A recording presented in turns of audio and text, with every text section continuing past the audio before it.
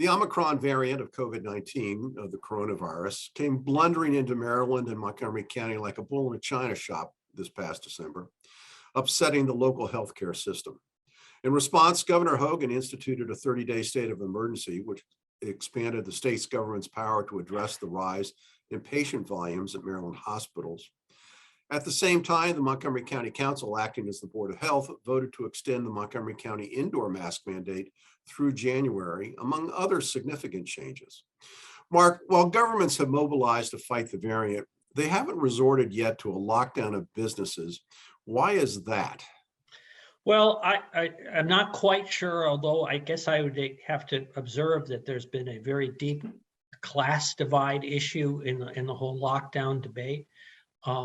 Those people that are the most able to work remotely tended to be the most upper income. And a lot of people were put at an extraordinary disadvantage because their jobs didn't allow them to lock down. And I think that fact is sort of beginning to come through, and there's a bit of a recognition that is turning into a reluctance to go back to full lockdown.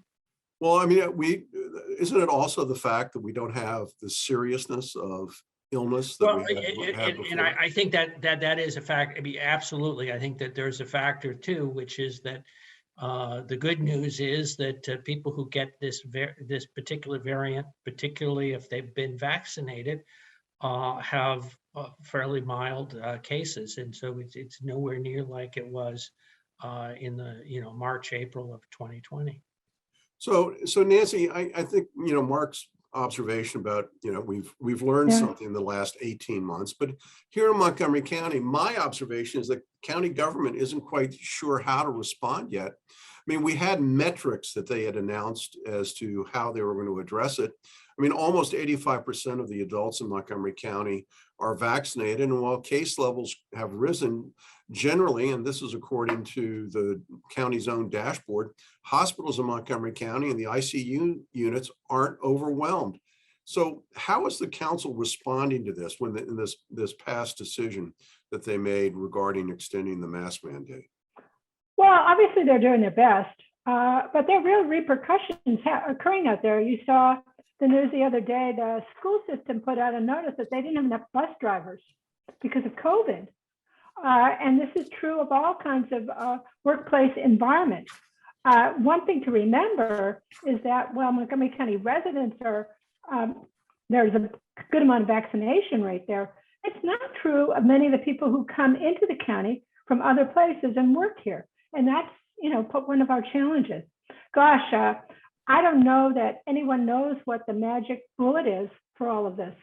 COVID is upsetting to people. And while it is indeed mild for some, apparently it's not the case for others, based on what we're going to talk about in a minute about Governor Hogan's executive order. This is an interesting time for all governments. They can't force human behavior, and we really don't know now what is causing the spread. Is it us people who are vaccinated and boosted who just carry this around with us? Is it just becoming a way of life for us all? We don't know. And I don't think there's any simple solution that anyone has come up with anywhere. Well, I think the one thing we've learned is that we don't know how to prevent the spread, because even the vaccinated are having breakthrough cases. Right. And the idea that if you're vaccinated, you're not going to be able to spread it, I think has been proven false, as was first was thought in the past. So, Mark, I want to go to you. The governor announced the opening of additional testing facilities throughout the state, and that's all well and good. But again, going back to this idea of how do we prevent the spread, what else should the state government be doing? Well, clearly, I think, as you say, we should be able to walk and chew gum at the same time. So testing has its role, but some of the other interventions are useful too. But the problem, of course, is the therapeutics. That's not under the control of the state government.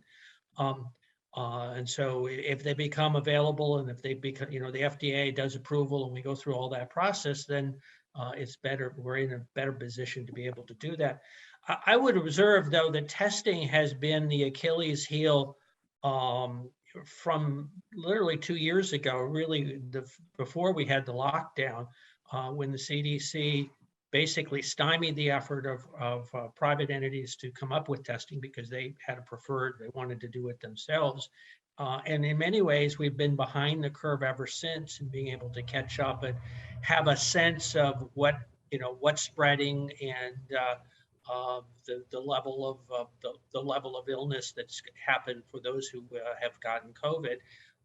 And we still really don't have the kind of data that we need to be able to make the best and the most informed decisions. Well, but Mark, I mean, it's all well and good that the governor opened up these additional testing facilities, right. But we do have governors in other states demanding more of the federal government.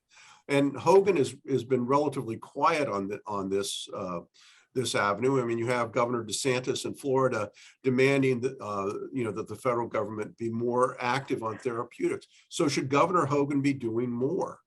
Well, but you put your finger on it, which is that it's more advocacy and less action because it is so dependent on what the federal government does.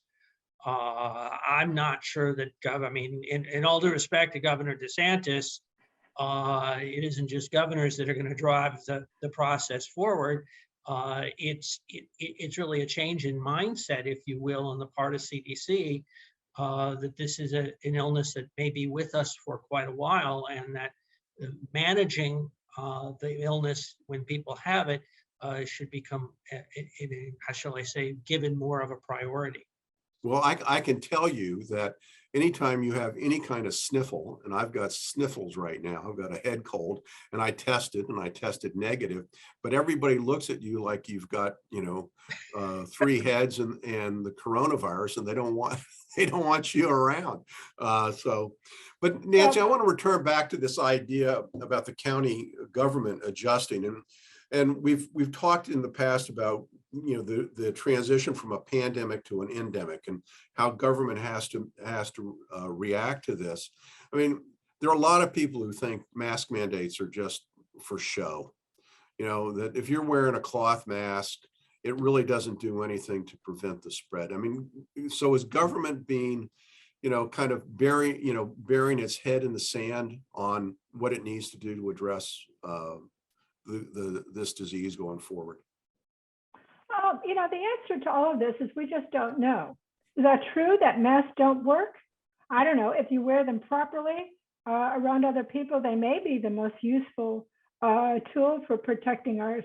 But, if we think we're okay and we're vaccinated and we're boosted and we show our card at the theater, we go in and we all sit in there, we're close to other people, maybe it's spreading that way. We're all doing our best, I think, according to the science that's out there. But the science isn't perfect.